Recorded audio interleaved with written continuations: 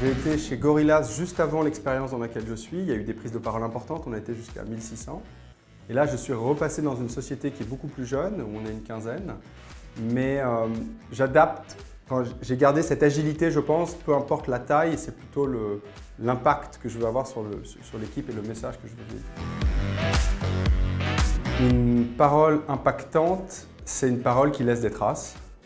Et une parole qui laisse des traces, ce sont des mots et un message important. C'est le fond qui corrobore la forme et qui font que dans la durée, les collaborateurs se souviennent, mettent en pratique, reparlent et agissent aussi en fonction de cette parole.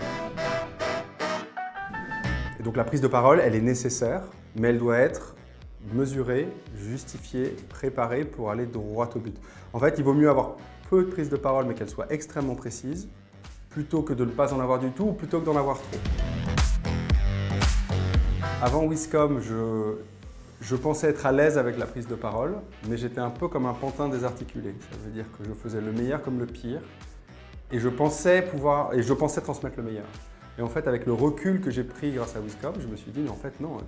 Il y a des bons éléments, mais aucun ne communique les uns avec les autres. En fait, Wiscom permet vraiment de les remettre ensemble pour avoir un impact beaucoup plus fort. Donc la prise de parole est nécessaire, mais elle doit être conscientisée, et je pense que c'est ce que Wiscom arrive à faire.